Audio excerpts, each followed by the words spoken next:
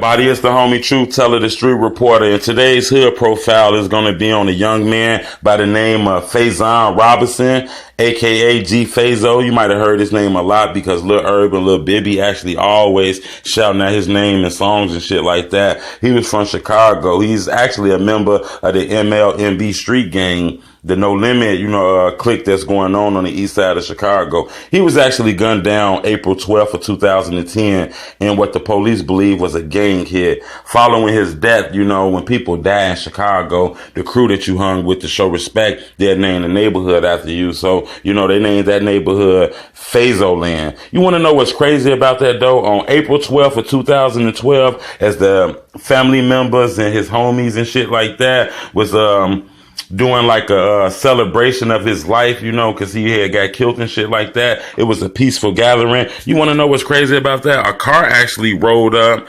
slowed down. You know what I'm saying? Somebody rolled down the window, and next thing you know, it was shooting. 5 people were shot, including a 10-year-old boy. The police believe that the shooting was in connection to Fazon's death and shit like that. So it seemed like a lot of people had it in for this guy. In my opinion, Fazo could be known as a legend because a lot of people yells his name, whether it's respect or they dissing him. I hear Bibby, I hear Lil Herb name dropping this guy everywhere. The No Limits got a strong presence in the city of Chicago, especially with member GBE Capo getting killed a little while ago. They got another guy by the name of EBK Juvie who's locked up right now. I'm hearing that he took his time, so he should be coming home within the next 2 years.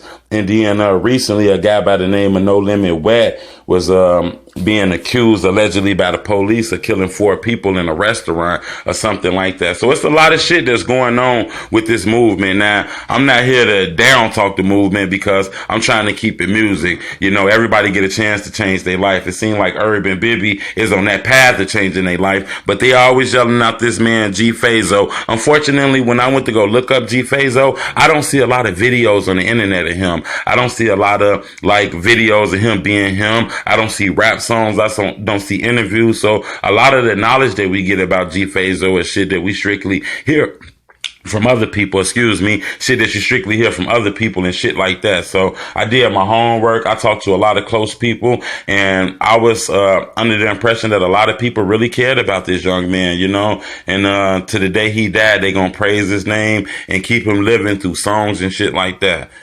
so it's crazy, man. 18-year-old guy died. I'm not sure his family will know that people will be doing stories on him 4-5 years later. But unfortunately, that's how the city of Chicago is.